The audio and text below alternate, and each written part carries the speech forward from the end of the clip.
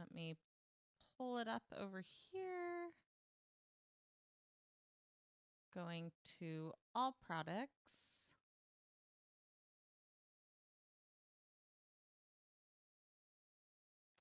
If you guys want to front run me, feel free to do so. I won't be mad about it while this tries to load up.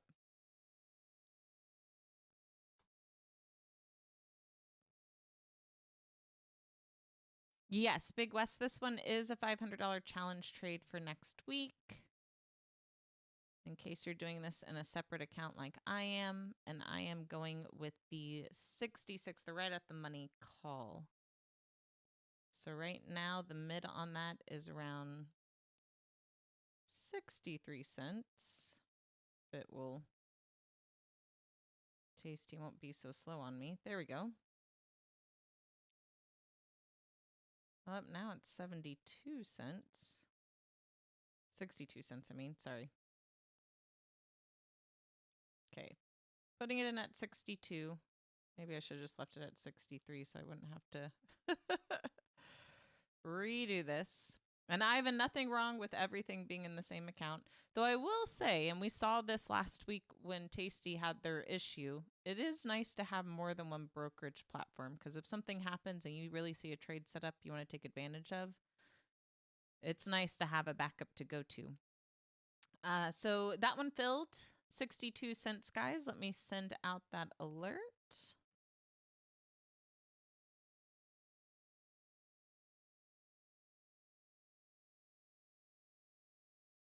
And then we'll look at some of these other trade ideas we are eyeing, but this one will be for the $500 challenge account. Let me pull that up over here.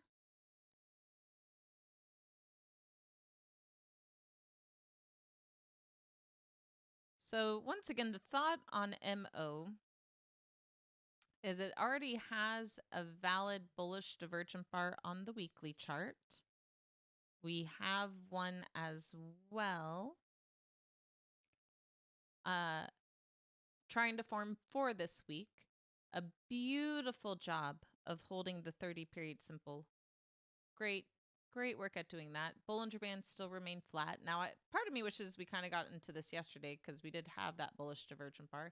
But you can see not much of a reaction today, so I don't really feel like we're late or anything to the setup. Great squeeze.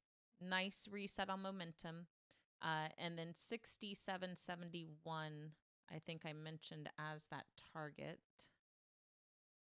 Let me close out this in my futures account really quickly. Hopefully that will help some on the speed. Or it could just be Thinkorswim being slow. That's not out of the question. 67.71 is that target. So if it can get up to there, great. And if it can't, it's a low risk trade for the account. It's not necessarily like we're even looking for this to break higher with the squeeze setup itself, though if it does, that's part of the reason I want it to go with the long call. But if all it does is touch the top end of the range, our trade should be profitable to work out. And we do have the slight benefit of the Fed next week.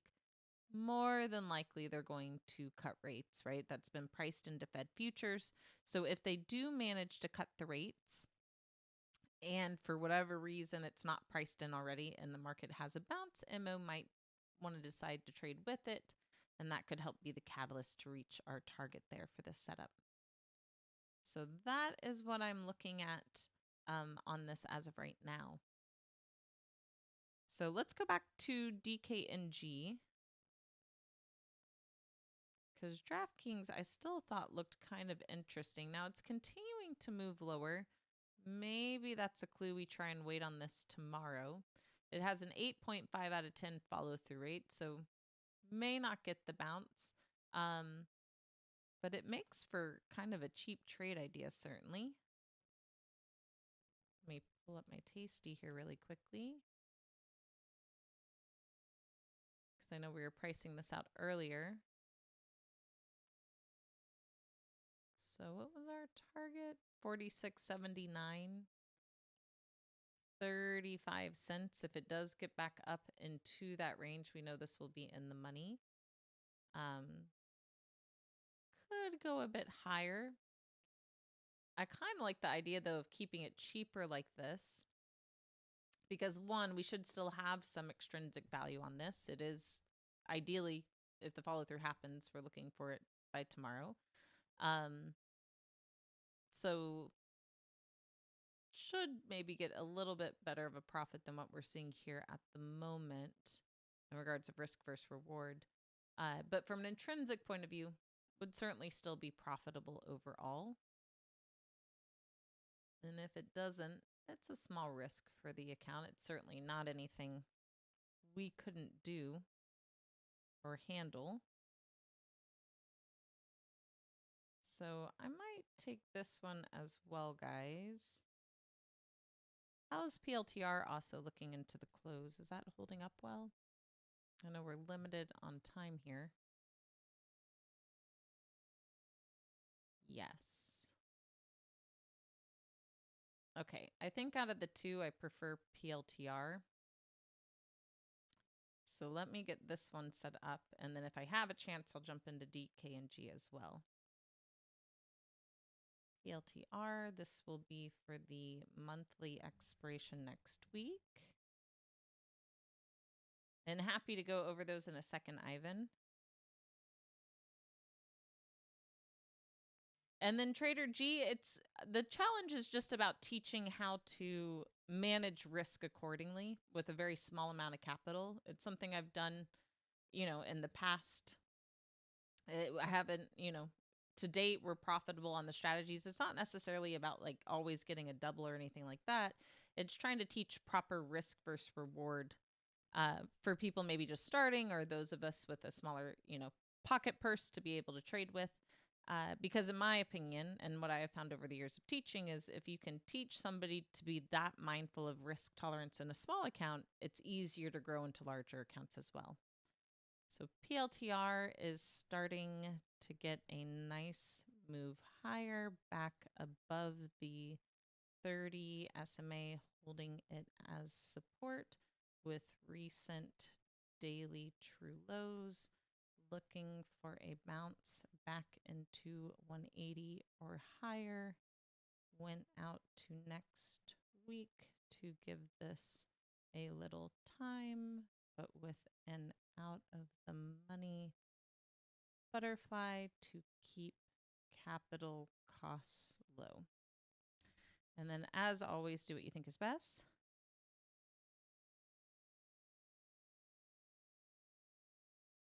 Wow, Skydiver Jim, is that real? Charlie Kirk just got shot in the neck by a high-powered rifle and not expected to live? My God. Okay, let me let me jump into this. Jesus. And you can see I don't watch the news very often, do I? Let's see. 135, guys. I instantly got that fill for the butterfly, the 172.50, 180, 182.50. So 7.5, 2.5 with spread on that. And then Ram, absolutely not. I like to post that it's specifically a challenge trade, because sometimes on those, like we saw with, what was it, XOM, it was a very small risk, right, of 25 cents. That's not a lot. So sometimes people will be like, Allison, what are we doing? And so I like to just explain in the alert, like, hey, this is a challenge trade. That's part of the reason why the costs might look cheaper and everything else. But no, you can absolutely do it in your own account. I keep it separate for tracking purposes for, work and everything else. Okay. So like that for PLTR.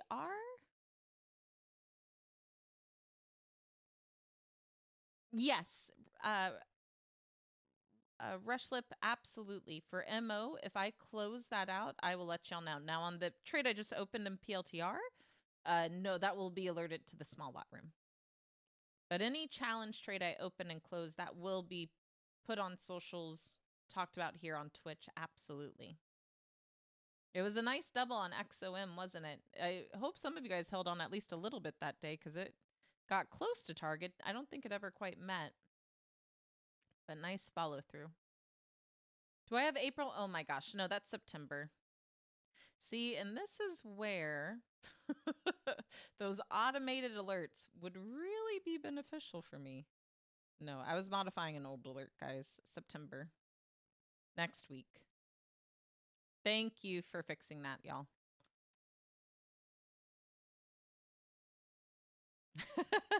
Wayne, you thought you were going to copy paste it? Yeah, let's just go back in time. We'll always be 100% winners that way. So there's the correction, y'all. Let's go to DK and G. See, that a part of me is like, well, that really kind of makes me want to move to Thinkorswim because Tasty, unfortunately, doesn't have the same setup that Thinkorswim does to allow for automated alerts for us on this end of the mic. What time is it? A little late.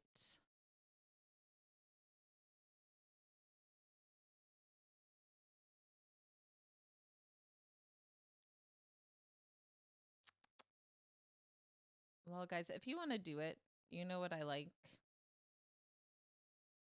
This week's expiration, DKNG 46 call. It's currently at 40 cents, so it's moving back up a little bit. Market's trying to bounce up some into the close here. Forgot to look at that premium push play, but I'm sure that depending on the cost, probably is starting to work out nicely with the push higher.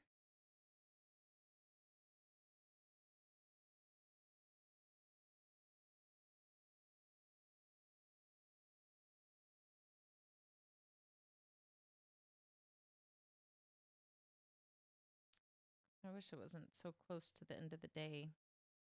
Really like the DKNG one.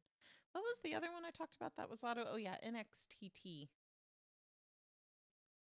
This one we could arguably do in the kids account.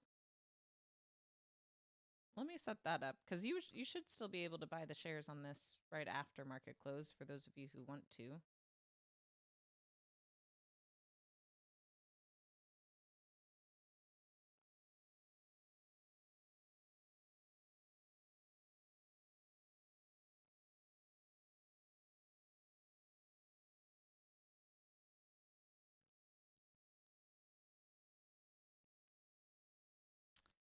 So I'll probably do 200 shares of this.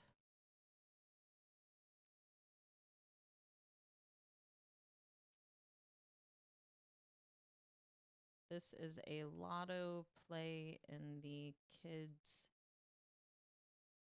share account. This has seen spikes in the past. Has a valid weekly bull DB. Share cost is very inexpensive. So I am still keeping my risk small, but if we do get a pop, should allow for a nice profit potential. Shares don't have to worry about theta decay, right? We saw that with WLDS and that trade setup. Good reminder, right? Patience on shares can sometimes pay off when you get that kind of pop. So let me switch accounts. I'll do this in the kids share account. NXTT. It'd already be up a little bit if I had bought in at 16 earlier, but that's okay. It's right at 18,200. Oh, dang it, wrong account.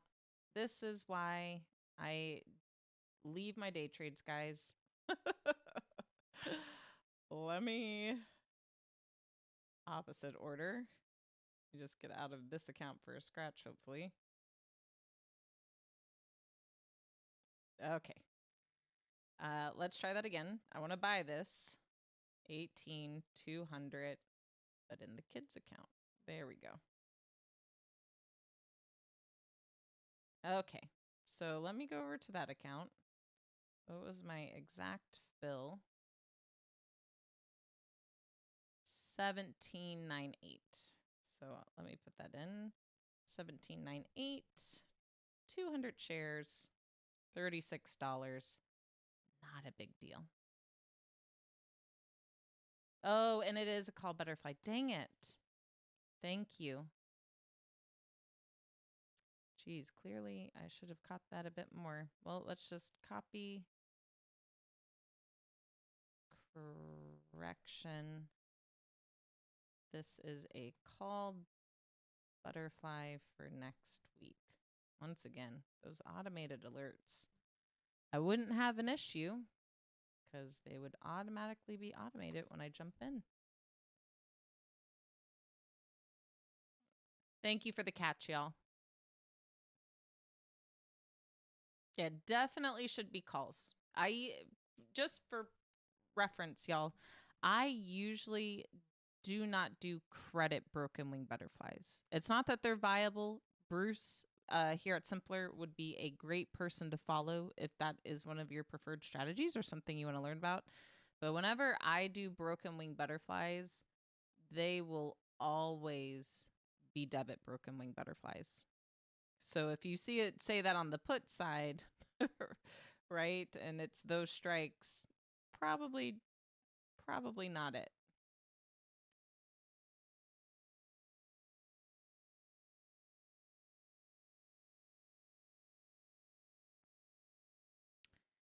The difference with the put side is it's technically in the money, right? So you would have to arguably maybe worry about that early risk of assignment. Now, I've only had it ever assigned twice, but no, it's arguably the same risk, right? Same credit over here. If it starts to go out of the money, same max profit potential. So if you want to hold on to the put side, you can. But the only difference is that your put side's already in the money if they, did anything early on it. But like I said, personally, I've only had assignment twice in my trading experience. One was a very long time ago where it was an early assignment Thursday into a Friday of expiration on Chipotle. And in hindsight, I wish I had held on to those shares because that was like forever ago. Even with the pullback that it's had, it's like that would have made some nice money. And then the second time I've been assigned is when I held my SPY trade through because for some reason I don't trade SPY as often as I do SPX, and whatever I was thinking that day, I was like, yeah, cash settled. And no, definitely can hold shares on SPY. So I got assigned because I was being silly, user error. And then I, got out of them for a quick win when I realized my mistake.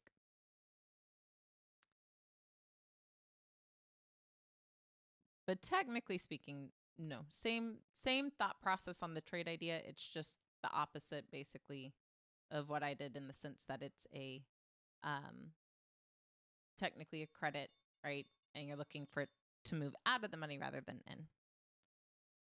And there's the close. So on today's pin, 65.3209. So if you had 65.30 or maybe if you had 65.35, you were able to squeak out a small profit there today, guys. As for the other trades we hold, jumped into MO. Already trying to look good into the close. So for those of you on Twitch, thank y'all so much for joining me. Hope you're able to follow along. As always, may the trade be with you, my fellow Jedis, and I look forward to talking to y'all next time. Bye.